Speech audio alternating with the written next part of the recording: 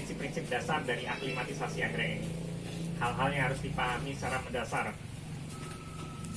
Jadi kata kuncinya tadi ibu-ibu sudah paham apa aklimatisasi itu? Kata kunci dari aklimatisasi anggrek yang dijelaskan Mas. Adaptasi ya. Kenapa kita harus melakukan adaptasi? Ini pertanyaan-pertanyaan ini muncul ya pasti ya. Bisa menjawab? Biasa.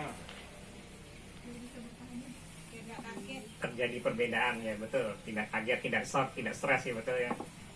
Jadi hal-hal yang mendasar itu setidaknya tuh ada 4 yang saya rangkum. Yang pertama itu berbicara tentang aklimatisasi, kita berbicara mengenai perubahan iklim. Tadi udah dibahas ya. Iklim di dalam botol dan di luar botol pasti drastis kan. Itulah proses akli itu sebenarnya. Di situ nilai kritis dari sebuah aklimatisasi. Sebelumnya seluruh cadangan makanan atau asupan nutrisi itu disediakan di dalam botol. Jadi ini media ini berisi nutrisi, energi, sumber energi, bisa organik dan gula ya. Kata kuncinya tuh sebenarnya di gula kalau di dalam botol. Karena gula itu mengganti media yang sudah disediakan oleh botol, kemudian drastis keluar dia tidak bisa memperoleh makanan seperti di dalam botol. Jadi kita perlu training, kita perlu adaptasikan bagaimana agar bibit anggrek ini bisa berlangsung dan belajar membuat makanan sendiri. Dalam bahasa akademis biasanya disebut dengan heterotrof. Tanaman sifatnya heterotrof, jadi tidak bisa membuat makanan sendiri. Kemudian di luar botol, kita upayakan agar bisa membuat makanan sendiri yang sering disebut dengan autotrof. Bisa dicatat ya ini, karena ini mendasar supaya melakukan perubahan terhadap bibit anggrek ini yang sebelumnya kondisinya aseptik atau steril atau higienis atau bebas hama ya, karena di sini tidak ada hama sama sekali, nggak ada jamur, nggak ada bakteri. Kemudian keluar dari botol, dia dalam keadaan yang sangat berisiko terkena hama penyakit jamur.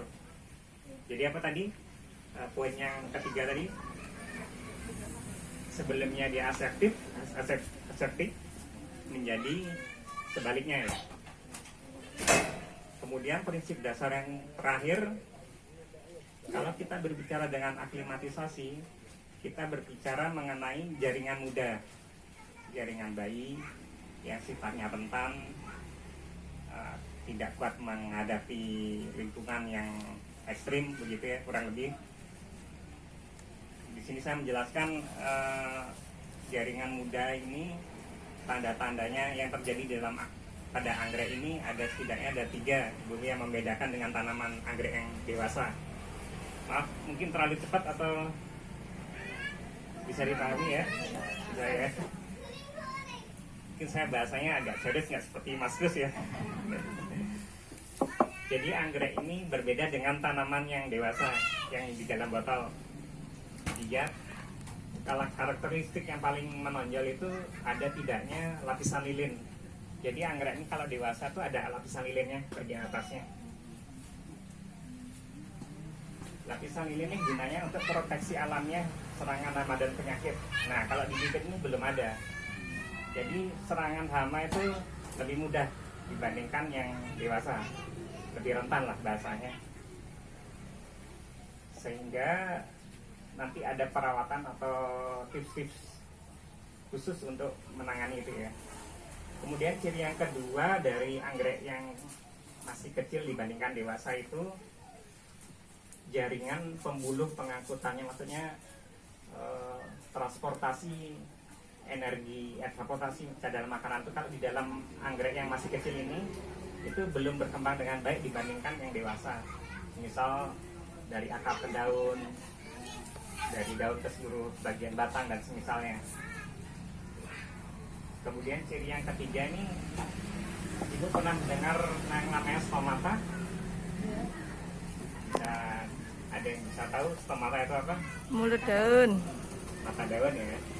Sebenarnya itu bukan mata ya, itu sebenarnya mulut. Jadi itu di bawah, kalau anggrek itu lebih banyak stomata itu berada di bawah bagian bunga karena daun. Ini fungsinya sebagai proses sebagai kontrol penguapan. Ketika penguapannya berlebih, dia nanti stomatanya tertutup, penyerapan